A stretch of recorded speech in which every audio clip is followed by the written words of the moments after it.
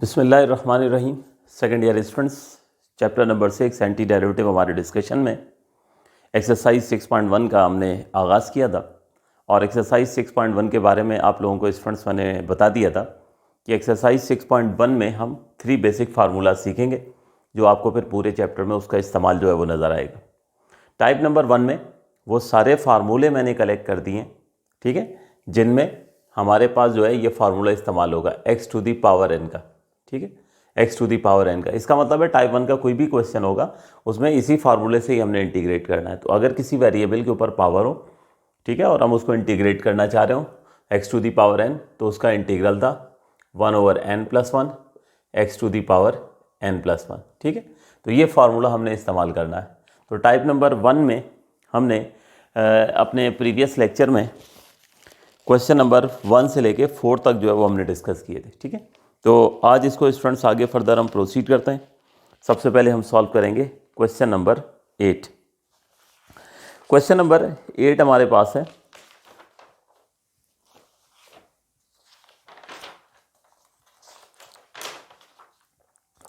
du/u²। Question number 8 du/u²। इसमें आप देख सकते हो कि वेरिएबल जो है वो u है, तो कोई परेशान होने की ज़रूरत नहीं है, ठीक है। आपने u² को इंटीग्रेट करना है। जैसे मैं आपसे 1/x² को इंटीग्रेट करने के लिए कह दूं, वैसे ही यहाँ पे 1/u² को हम इंटीग्रेट करेंगे, ठीक है। सिंपल MCQ उस लेवल का क्वेश्चन है।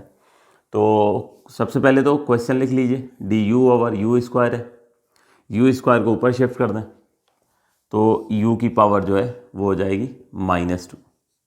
तो अब आपने जो है वो u की पावर -2 यानी it's mean you have to integrate x to the power -2। तो वो फार्मूला हमने इस्तेमाल करना है, ठीक है, x to the power n का। और उस फार्मूले के तहत इंटीग्रल हो जाना है हमारे पास 1/n+1 और u to the power n+1। तो n क्या कहते हैं? पावर को कहते हैं, जो इस वक्त -2 है। तो ये देखिए मैं यहाँ पे n की जगह -2 जो है वो पुट कर देता हूँ और अब जस्ट कैलकुलेशन करनी है तो आंसर आ जाएगा, ठीक है। और यहाँ पे हम सामने वो फार्मूला जो है x to the power n का वो मेंशन कर देंगे कि x to the power n का जो इंटीग्रल है this will be equals to 1/n+1 x to the power n+1। तो इस फार्मूले के तहत ही हमने इंटीग्रेट कर दिया है। जस्ट इसको सिंप्लीफाई करते हैं तो 1/-1 और u टू दी पावर -1। अब ये 1 को -1 से डिवाइड करें तो -1 हो जाएगा, ठीक है। और u की पावर -1 है तो उसको पॉजिटिव करने के लिए हम क्या करते हैं, उसको डिनोमिनेटर में ले जाते हैं। तो फाइनली हमारे पास आंसर जो है वो -1/u + c आ जाए। तो ये था आंसर क्वेश्चन नंबर 8 का, ठीक है। इसके बाद स्टूडेंट्स क्वेश्चन नंबर 9 भी इतना ही सिंपल है, तो मैं उसको भी सॉल्व कर देता हूँ, समझा देता हूँ, फिर एक साथ नोट कीजिएगा आप लोग। तो question number 9 integral of 6/v to the power 5, ठीक है। इसमें वेरिएबल v आ गया तो कोई इशू नहीं है। उसी तरीके से हम जो है जैसे u² को हम डिनोमिनेटर से न्यूमिनेटर में ले गए, उसकी पावर -2 हो गई है, इस तरह v की पावर 5 को ऊपर शिफ्ट कर देंगे तो उसकी पावर -5 हो जाएगी और फिर हम ये फार्मूला अप्लाई करके इसको इंटीग्रेट कर देंगे, ठीक है। तो सॉल्व करते हैं। पहले तो एक दफ़ा क्वेश्चन लिखा करें, उसके बाद फिर प्रॉपरली जो है वो सॉल्व करना शुरू किया करें। तो 2 काम करेंगे हम इस स्टेप में। एक तो 6 एज अ कोफिशिएंट, इसको स्टूडेंट्स बाहर शिफ्ट कर देते हैं, और दूसरा ये v की पावर 5 जो डिनोमिनेटर में, इसको हम ऊपर शिफ्ट कर देंगे। तो ये 6 बाहर आ गया और v की पावर 5 जो है ऊपर जाके v की पावर -5। बस अब इस पर फार्मूला अप्लाई करना है, ठीक है। जैसे x की पावर -5 को मैं आपसे इंटीग्रेट करने के लिए कहूँ तो आप क्या करोगे, आप फार्मूला अप्लाई कर दोगे ना, 1/n+1 और x की पावर n+1, ठीक है। अगर यहाँ x होगा तो 1/n+1 x to the power n+1। तो इस वक्त हमारे पास जो है v की फॉर्म में, तो क्या हो जाएगा 1/n+1 v to the power n+1। अब n कहते हैं पावर को, जो इस वक्त -5 है, तो इसका मतलब है यहाँ भी -5 लिख देते हैं और यहाँ भी -5 लिख देते हैं। लेकिन इस क्वेश्चन में इस 6 कोफिशिएंट को भूलना नहीं है, ठीक है, वो तो बाहर एज इट इज होना है।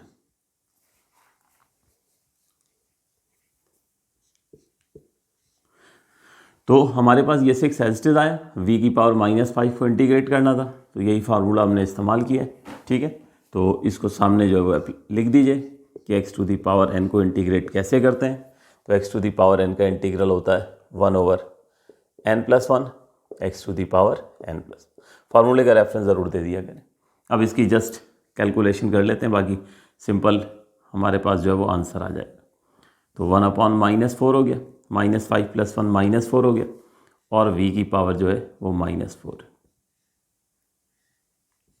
नेक्स्ट स्टेप में अब ये 6 और 4 को यहीं कैंसिल कर दें।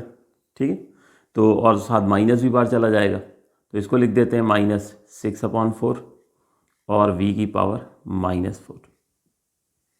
अब ये 6 और 4 को जो है कैंसिल कर दीजिए, तो -3/2 आ जाएगा, v की पावर -4। अच्छा, इसमें भी अगर v को जो है इसकी पावर को आप नीचे ले जाना चाहते हैं, डिनोमिनेटर में शिफ्ट करना चाहते हैं, करते हैं। ठीक है, तो -3/2 इंटू v की पावर 4 हो जाएगा, और एज इट इज छोड़ दें तो जब भी कोई फ़र्क नहीं पड़ता। तो ये थे हमारे 2 इंतहाई आसान तरीन क्वेश्चन। नोट कीजिए इसको बेटे, फिर आगे प्रोसीड करते हैं।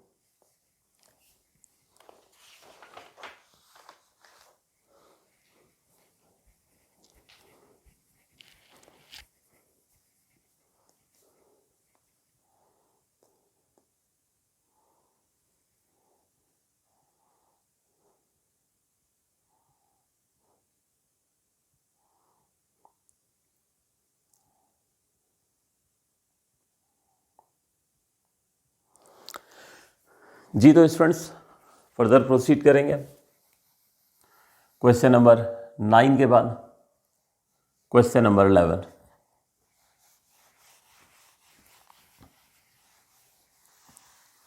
ठीक है, ये सारे जिस सीरियल से हम डिस्कस कर रहे हैं, ये क्वेश्चन नंबर ऊपर मौजूद हैं। ये वो सारे क्वेश्चन हैं जिसमें हम ये x to the power n का फार्मूला इस्तेमाल करेंगे। ठीक है, तो समझ में आ जाना चाहिए अब आप लोगों के कि टाइप 1 में सारे वो क्वेश्चन मैंने इकट्ठे कर दिए हैं। ठीक है, कि जिसमें ये फार्मूला इस्तेमाल होगा x to the power n का। अच्छा, जब आप एक दफ़ा सीख लेंगे, आप चूँकि मैंने कहा कि 3 टाइप्स हैं या 3 बेसिक फार्मूलाज हैं जिनकी बेस पर हमने एक्सरसाइज 6.1 करनी है, तो उसके बाद जब आप लोग नेक्स्ट टाइम प्रैक्टिस करें तो फिर ज़रूरी नहीं है कि आप जो है इसी तरह टाइप वाइज ही प्रैक्टिस करें, कर लें तो वो भी ठीक है, लेकिन आप जो है वो रैंडमली लाइन से क्वेश्चंस भी फिर करने के काबिल हो जाएंगे।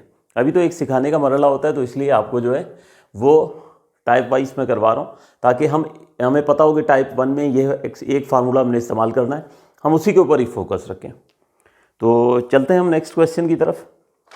वो है हमारा क्वेश्चन नंबर 11। क्वेश्चन नंबर 11 है x into x³ + 1 whole square, x into x³ + 1 whole square. अब होगा ये कि यहाँ पर सबसे पहले हम क्वेश्चन को ज़रा सिंप्लीफाई करेंगे, क्योंकि x भी है और x³ + 1 का होल स्क्वायर है। तो स्टूडेंट्स करना ये होगा कि सबसे पहले ये जो होल स्क्वायर है ना, ये इसका फार्मूला अप्लाई करेंगे। तो यहाँ पे फार्मूला अप्लाई होगा a + b होल स्क्वायर।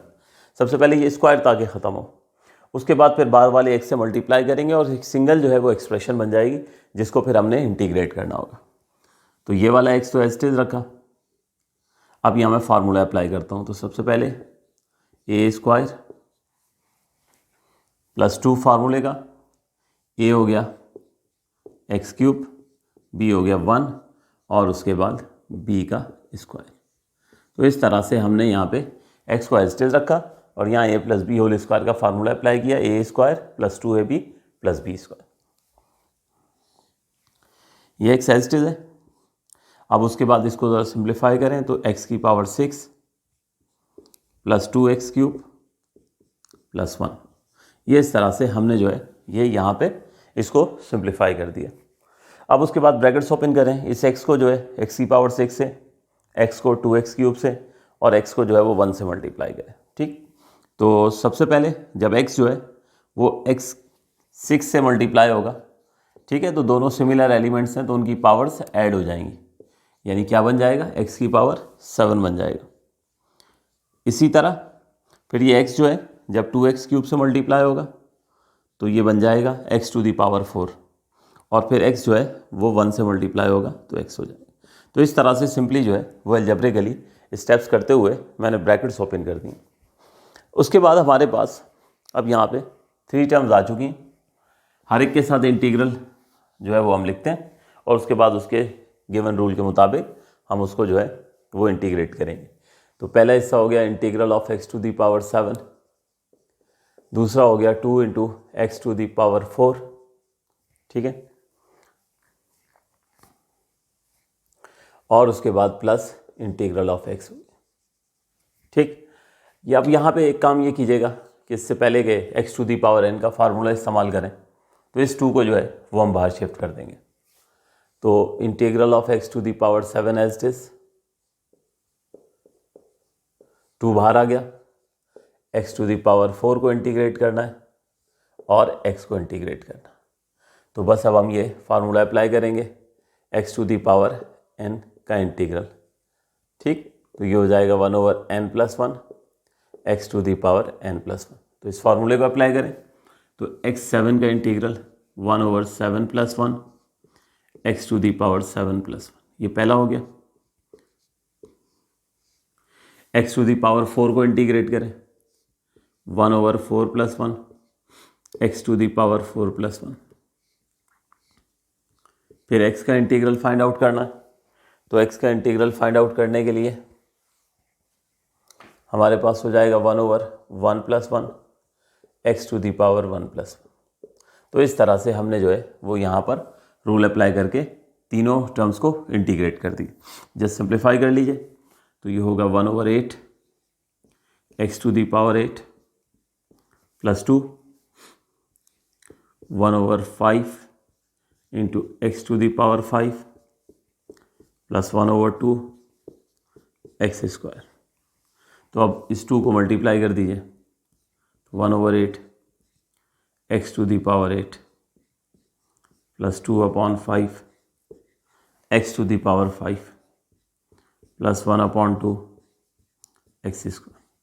ये बेटे हमारे पास फाइनली आंसर आया, नोट कर लीजिए।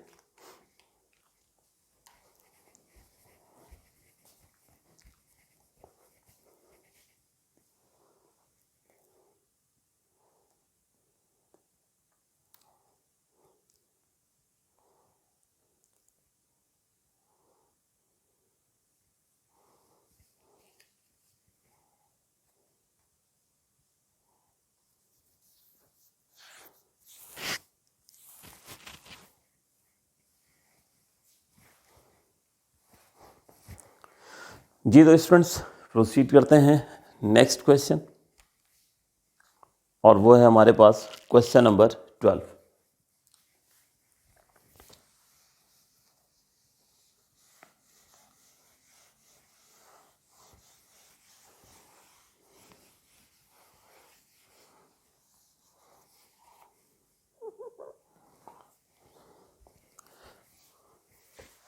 क्वेश्चन नंबर 12 है हमारे पास integral of x-1 into x-2 into x-3, ठीक। Integral of x-1 x-2 and x-3, ठीक। तो बस सबसे पहले हम करेंगे क्या, इस क्वेश्चन में ये जो 3 फैक्टर्स हैं ना, x-1 x-2 और x-3, इनको मल्टीप्लाई किया जाएगा, इनको हम आपस में मल्टीप्लाई करेंगे। जब इनको हम मल्टीप्लाई कर लेंगे एक सिंगल एक्सप्रेशन बन जाएगी, और फिर सिंगल एक्सप्रेशन को इंटीग्रेट करना यकीनन जो है वो कोई मसला नहीं रहेगा। तो मल्टीप्लिकेशन शुरू करते हैं। देखो बेटे, पहला वाला x-1 एज इट इज, इन 2 फैक्टर्स को मल्टीप्लाई करते हैं। तो पहले x को x से और x को हम 3 से मल्टीप्लाई करते हैं, तो ये हो जाएगा x² -3x। फिर उसके बाद ये -2 को x से मल्टीप्लाई करेंगे तो -2x, और फिर -2 को -3 से मल्टीप्लाई करेंगे तो +6। ये इस तरह से मैंने x-2 और x-3 को मल्टीप्लाई कर लिया, ठीक है। दोबारा देख लीजिए, पहले x से मल्टीप्लाई हुआ, x² हो गया, फिर x जो है वो -3 से मल्टीप्लाई होकर -3x हो गया, फिर -2 को x से मल्टीप्लाई किया -2x, और फिर -2 को -3 से मल्टीप्लाई किया तो +6 हो गया। ये हमारे पास बराबर हो गया integral of x-1 x square minus 5x plus 6, ठीक है। -3x और -2x एडअप होकर -5x। अब क्या करेंगे बेटे, दोबारा से ब्रैकेट्स ओपन करेंगे और ये x -1 से मल्टीप्लाई करेंगे। तो पहले x से मल्टीप्लाई करते हैं एक्स स्क्वायर को, तो ये हो गया x क्यूब। फिर x को मल्टीप्लाई करते हैं -5x से, तो -5x स्क्वायर। फिर x को मल्टीप्लाई किया 6 से, तो ये हो गया 6x, ठीक है। तो पहले हमने x को एक्स स्क्वायर से मल्टीप्लाई किया, x cube -5x square plus 6x। अब ये -1 है, इसको मल्टीप्लाई करेंगे तो ये हो जाएगा -x स्क्वायर। फिर -5x से मल्टीप्लाई होगा तो +5x, और फिर -1 को 6 से मल्टीप्लाई करेंगे तो -6। इस तरह से ये हमने क्या किया कि सिंपल मल्टीप्लिकेशन कर दी। अब जो सिमिलर टर्म्स हैं उन्हें हमने लिखना होगा, ठीक है। तो एडअप करके डिसेंडिंग ऑर्डर में, तो एक्स क्यूब तो आया एज इट इज। अब ये देखिए -5x स्क्वायर और -x स्क्वायर, ये हो गया -6x स्क्वायर। उसके बाद ये देख लीजिए 6x प्लस 5x, तो ये बनता है 11x। और उसके बाद कौन सी टर्म बची, -6। तो ये इस तरह से हमारे पास जो है आप देख सकते हो कि x -1 into x -2 into x -3, ठीक है। तीनों फैक्टर्स को मल्टीप्लाई करके ये हमारे पास एक्सप्रेशन आ गई। इसको हमने इंटीग्रेट करना है। तो अब यकीनन इसको इंटीग्रेट करना मसला नहीं है। आपने हर टर्म के साथ पहले तो अलग अलग इंटीग्रल लिखना होगा, और जब आप हर टर्म के साथ अलग अलग इंटीग्रल जो है वो लिख लेंगे तो उसके बाद जो है आप जो है सिंपल फार्मूला नंबर 1 जो है x⁴n, उसको इस्तेमाल करके इसको इंटीग्रेट करेंगे। तो पहला इंटीग्रल होगा x³ का, फिर माइनस की साइन आएगी, इंटीग्रल होगा 6x स्क्वायर का, फिर उसके बाद इंटीग्रल होगा 11x का, और उसके बाद माइनस इंटीग्रल होगा 6 का, ठीक है। एक दफ़ा देख लीजिए, x³ का इंटीग्रल हो गया, फिर माइनस आया, 6x स्क्वायर का इंटीग्रल हो गया, प्लस आया 11x का इंटीग्रल हो गया, और -6 का इंटीग्रल। अब जहाँ जहाँ बेटे ये कोफिशिएंट्स हैं इनको बाहर शिफ्ट करते हैं, तो यहाँ से 6 बाहर जाएगा, यहाँ से 11 बाहर जाएगा, और यहाँ से 6, ठीक। तो ये बाहर शिफ्ट करते हैं और x⁴n का फार्मूला अप्लाई करके इसको इंटीग्रेट करते हैं। तो फर्स्ट वाला तो एज इट इज़ रहा, इंटीग्रल ऑफ x³, यहाँ से 6 बाहर आ गया, ये हो गया इंटीग्रल ऑफ एक्स स्क्वायर। 11 बाहर आया, इंटीग्रल ऑफ x हो गया, 6 बाहर आया, इंटीग्रल ऑफ 1 हो गया, ठीक। तो बस अब हर जगह जो है वो हम फार्मूला अप्लाई करते हैं। x³ का इंटीग्रल जो है ये हो जाएगा 1/3 + 1 x⁴ 3 + 1, ठीक है।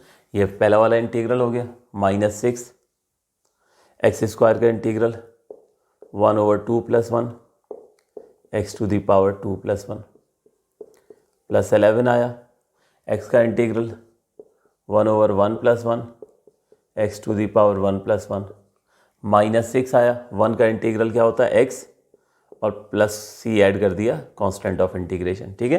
तो हर उस क्वेश्चन में जो इनडेफिनेट इंटीग्रल होगा उसके अंदर हमने क्या करना है कि कांस्टेंट c जो है वो ऐड करना है। इनडेफिनेट इंटीग्रल और डेफिनेट इंटीग्रल का क्या फ़र्क बताया था कि अगर हमारे पास कोई क्वेश्चन है इस तरह से तो ये कहलाएगा इनडेफिनेट इंटीग्रल, लेकिन अगर इसके साथ लिमिट्स आ जाएंगी तो ये डेफिनेट इंटीग्रल कहलाएगा।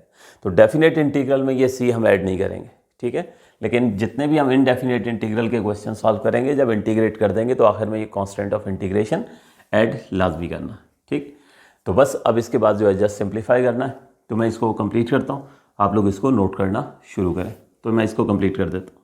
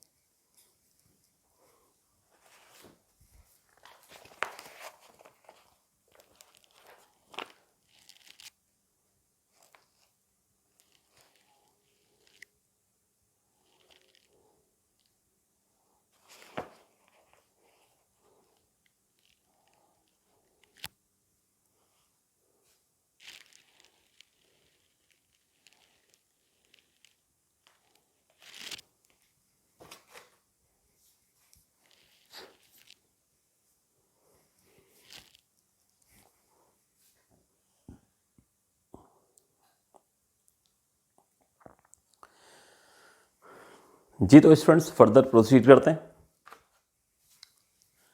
Question number 13।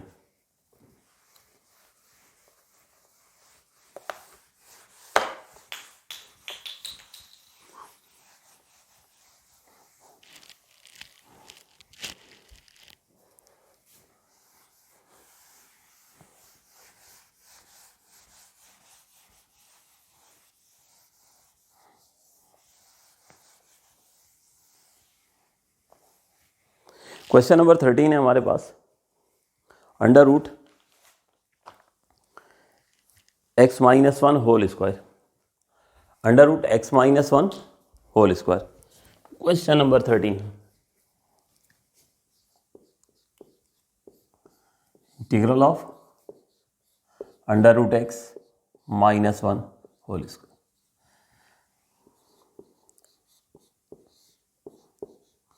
पहला स्टेप, यकीनन ये जो आपको पावर में स्क्वायर नज़र आ रहा है इसको ख़त्म करना है, और उसके लिए यकीनन फिर a minus B whole square का फार्मूला अप्लाई करना होगा।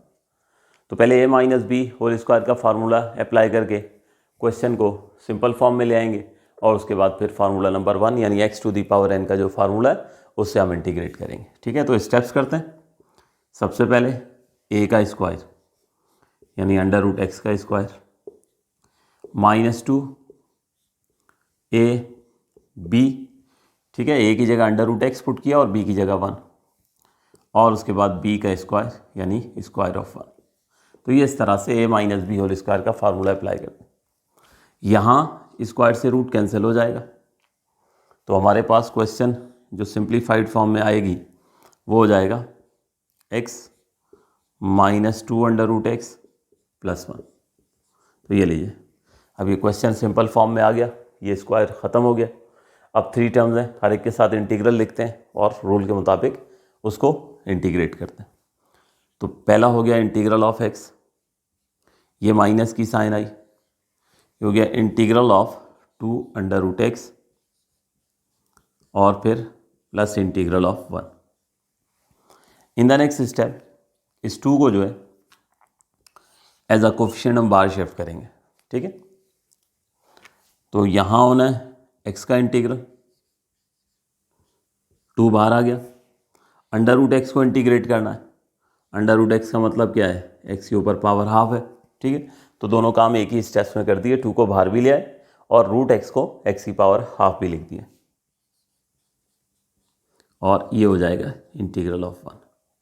बस अब इसके बाद जो है वो x to the power n का फार्मूला इस्तेमाल होगा, और वो फार्मूला इस्तेमाल करके हमने इसको जो है वो इंटीग्रेट कर देना है। तो x का इंटीग्रल ये हो गया 1/1 plus 1 x to the power 1 plus 1। ठीक है ना, तो ये फार्मूला आप सामने लिख दिया करें कि अगर कभी भी x to the power n को इंटीग्रेट करना है तो क्या होगा, integral 1/n plus 1 x to the power n plus 1।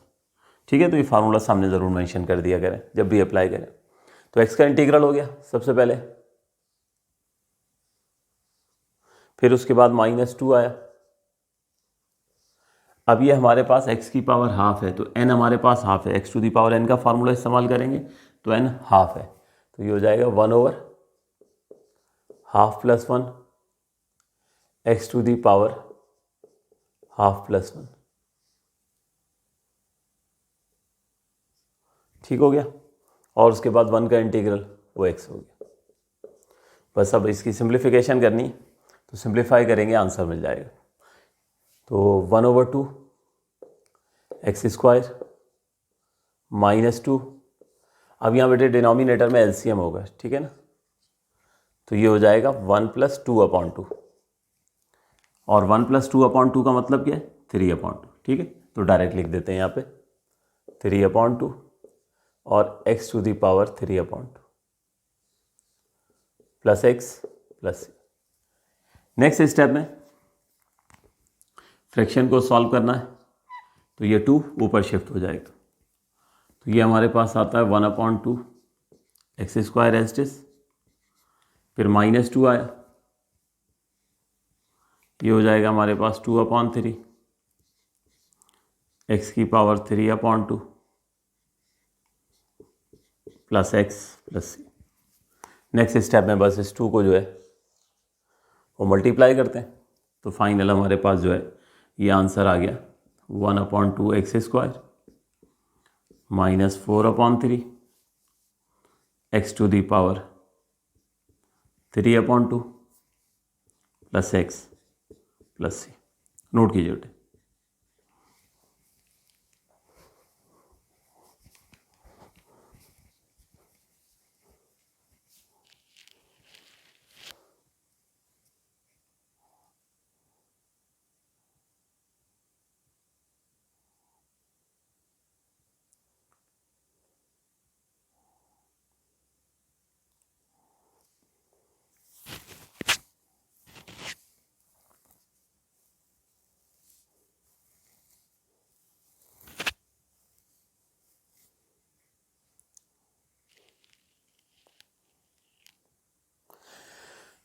जी तो स्टूडेंट्स प्रोसीड करते हैं अपने नेक्स्ट क्वेश्चन की तरफ, और वो होगा हमारे पास क्वेश्चन नंबर 15।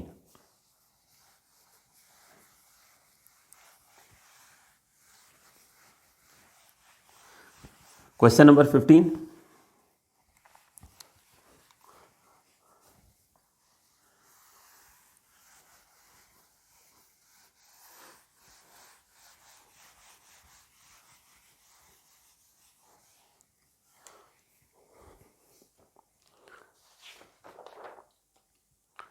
क्वेश्चन नंबर 15 है हमारे पास integral of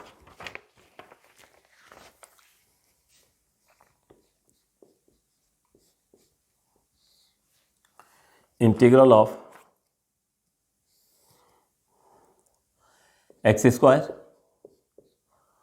plus 3 √x plus 4 over 3 into x⁴ 3/4। ठीक है, x² plus 3 √x plus 4 over 3 into x⁴ 3/4। तो यहाँ से बेटे शुरू करते हैं। सबसे पहले तो क्वेश्चन लिख लेते हैं, x² plus 3 √x plus 4 over 3 into x⁴ 3/4। अब क्या करेंगे बेटे, सबसे पहले जो है वो यहाँ पे हम LCM जो है वो ब्रेक करेंगे। ठीक है, तो ये हो जाएगा integral of x² upon 3 into x⁴ 3/4। उसके बाद plus 3 √x over 3 into x⁴ 3/4 plus 4 over 3 into x⁴ 3/4। ये इस तरह से हमने LCM जो है वो ब्रेक कर लिया। अब जैसे ही हमने LCM ब्रेक किया तो यहाँ कैंसिलेशन होगी। ठीक है, बाकी कहीं कैंसिलेशन नहीं हो रही है तो एज इट इज लिखेंगे। तो ये हो गया हमारे पास इंटीग्रल ऑफ, सबसे पहले इसको लिख लेते हैं 1/3। ठीक है, कोफिशिएंट अलग कर दिया, x² हो गया, और ये x⁴ 3/4 को ऊपर शिफ्ट कर देते हैं। ठीक है, x² ऊपर पहले से था, x⁴ 3/4 ऊपर शिफ्ट होगी तो ये हो जाएगी x⁻³ -3/4। प्लस की साइन आई, ये √x था, √x का मतलब क्या है, x⁻³ क्या है, हाफ है। ये x⁻³ 3/4 को ऊपर शिफ्ट करेंगे तो ये x⁻³ हो जाएगी -3/4। उसके बाद प्लस 4/3 कोफिशिएंट, x⁻³ 3/4 को ऊपर शिफ्ट करेंगे तो x⁻³ -3/4। तो इस तरह से ये देख सकते हो कि अब मैंने यहाँ पर जो पावर्स थी उनको एक जगह ले आया हूँ। x² ऊपर पहले से था, x⁻³ 3/4 ऊपर जाके x⁻³ -3/4 होगी। ये √x का मतलब क्या था, x⁻½ हाफ, x⁻³ 3/4 को ऊपर शिफ्ट कर दिया, x⁻³ -3/4 होगी। ये 4/3 as a coefficient as it is आया, x⁻³ 3/4 को ऊपर शिफ्ट कर दिया। अब देखो जो सिमिलर एलिमेंट्स होते हैं हमेशा अलजेब्रा का रूल क्या होता है कि उनकी पावर्स ऐड होती हैं। तो एक तो ये भी सिंप्लीफाई होगा और एक यहाँ पर भी जो है वो पावर्स ऐड होंगी। ठीक है, तो हमारे पास क्वेश्चन हो गया 1/3। अब ये एक्स स्क्वायर इंटू एक्स की पावर -3/4, ये रफली सॉल्व कर लेते हैं, ठीक है। स्टेप्स शो करने की ऐसे ज़रूरत नहीं है। एक्स स्क्वायर है और एक्स की पावर -3/4 है। सिर्फ आपको समझाने के लिए मैं यहाँ पे स्टेप्स कर रहा हूँ, वो हम डायरेक्टली लिखेंगे। तो सिमिलर एलिमेंट्स मल्टीप्लाई हो रहे हैं तो पावर्स ऐड होंगी, यानी 2 में -3/4 ऐड हो जाएगा, तो ये हो जाएगा 2 - 3/4। अब 2 - 3/4 को सॉल्व करना है तो एलसीएम होगा ना, 4 जाके 2 से मल्टीप्लाई हो जाएगा, तो 4 2 से मल्टीप्लाई होगा तो 8 - 3/4, यानी x की पावर क्या हो जाएगी, 8 में से 3 माइनस करेंगे तो 5/4। तो इसका मतलब ये हुआ कि जो पहला वाला इंटीग्रल है वो हो गया x की पावर 5/4, ठीक हो गया।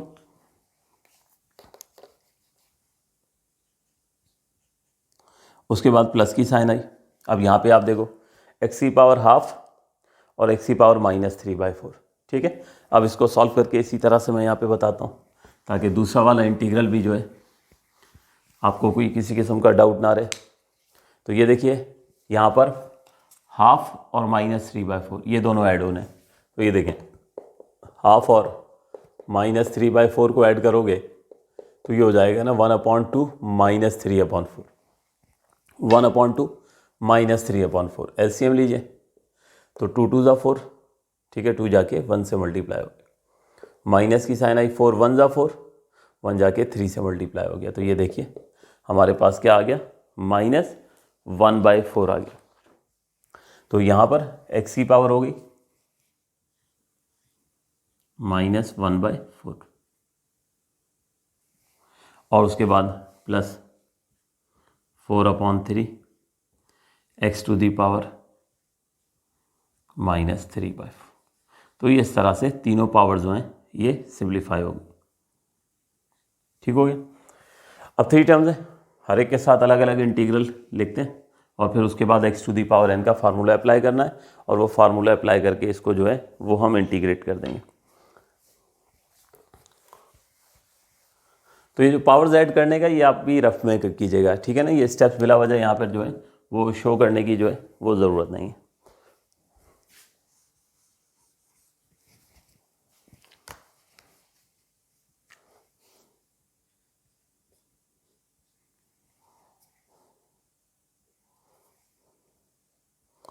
ओके, तो next first integral 1/3 x to the power 5/4 ये हो गया। फिर प्लस की sign, integral of x to the power -1/4, उसके बाद plus integral of 4/3 x to the power -3/4। ये हर टर्म के साथ हमने इंटीग्रल लिख दिया है, 5/4 के साथ भी आ गया, -1/4 के साथ भी और 4/3 x की पावर -3/4। यहाँ बेटे 1/3 बार शिफ्ट करना है एज अ कोफिशिएंट और यहाँ 4/3 जो है इसको हम जो है वो शिफ्ट करेंगे। तो 1/3 integral of x to the power 5/4 plus integral of x to the power -1/4 plus 4/3 integral of x to the power -3/4। अब ये हर जगह हम x to the power n का फार्मूला जो है वो इस्तेमाल करेंगे, ठीक है, और x to the power n का फार्मूला इस्तेमाल करके इसको जो है वो इंटीग्रेट कर देंगे। तो इसको जो है मैं शुरू करता हूँ, आप लोग एक स्टेप्स देख लीजिए, उसके बाद सिंप्लीफिकेशन के स्टेप्स मैं करूँगा, तो आप लोग जो है क्वेश्चन को नोट करना शुरू कर दीजिएगा।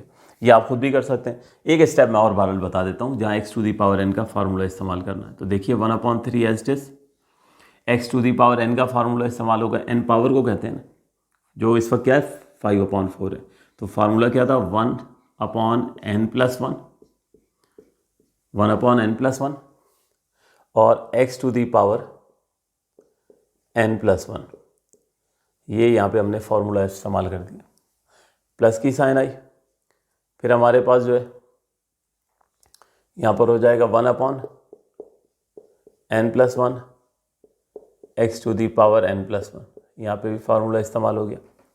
उसके बाद 4/3 as it is 1/n+1 x to the power n+, ये हमने यहाँ पे जो है फार्मूला अप्लाई कर दी। ठीक है, तो ये फार्मूला अप्लाई करके बस इसके बाद जो है वो क्या करना है कि जस्ट स्टेप्स करोगे आप लोग, कैलकुलेशन करोगे तो आपको जो है वो आंसर जो है वो मिल जाएगा। ठीक है, तो कंप्लीट कीजिए इसको स्टूडेंट्स।